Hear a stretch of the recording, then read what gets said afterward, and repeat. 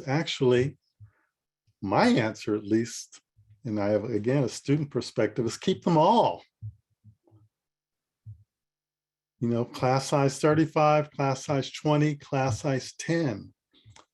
And the reason I say, just from a business perspective, I come from a long career in the business world, the finance world, is because the marginal contribution in each of these, you know, made up examples is positive.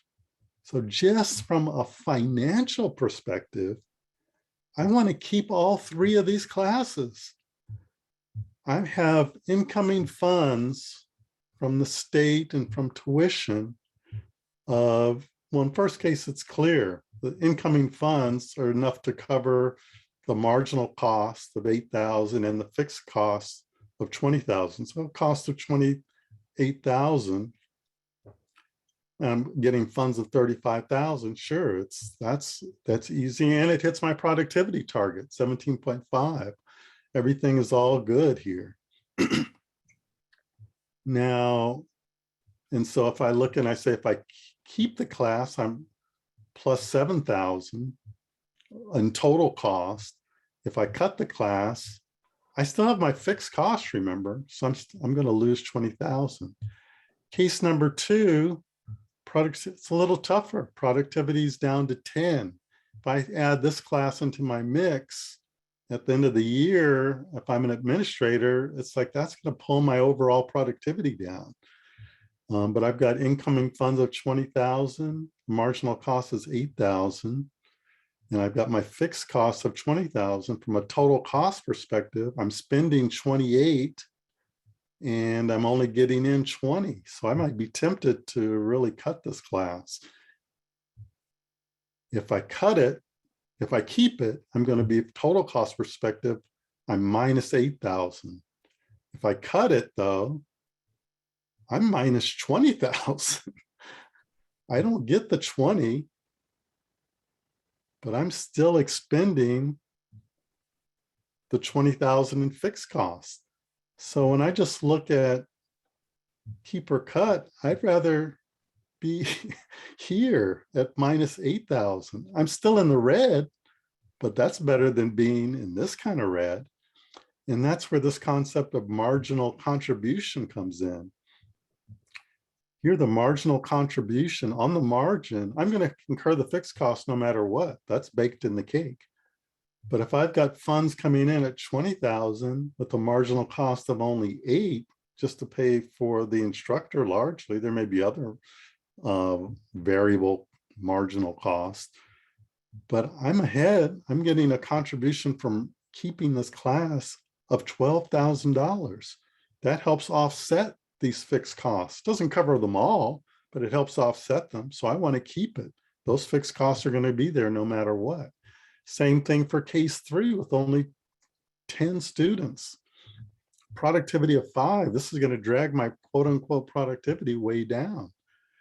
But wow, I'm still having a positive contribution of $2,000. If I keep it, I'm deep in the red at 18,000. That's not great. But if I cut it, I'm even deeper, down $20,000 for these fixed costs that are not going to go away just because I keep or cut this class. And here's the other aspect of it. So some of the points that were raised in the chat. Well, there's some benefits to having a small class besides just the financial benefit from this marginal contribution. It's a smaller class, more individualized attention. I know when I've been in smaller classes, I mean, look back, 40 years ago, we used to have seminar classes. There would be like 5 or 6 of us in the class. And, that was what was needed to deliver that type of instruction. It becomes a much different, more intimate experience, more impactful for the student. So there's educational benefits to having these smaller classes that aren't even captured here.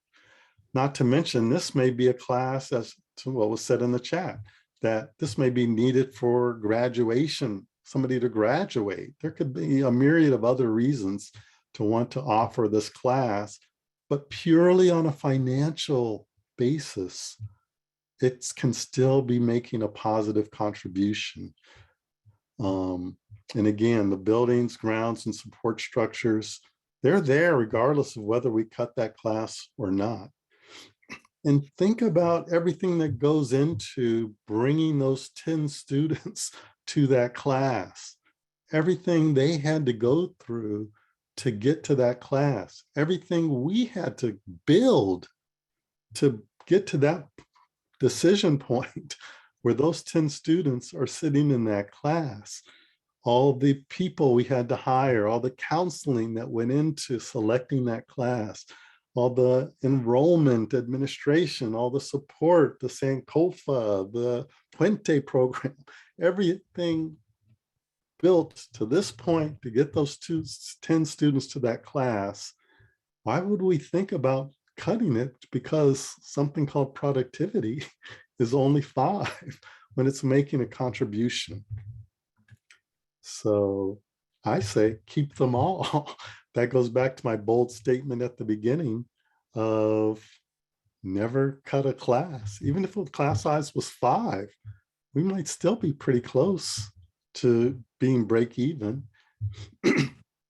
So again, this comes to this concept of assessing viability. And the class retention analyzer helps us deal with some of these issues, but still, even viability ignores the educational benefit of having a smaller class.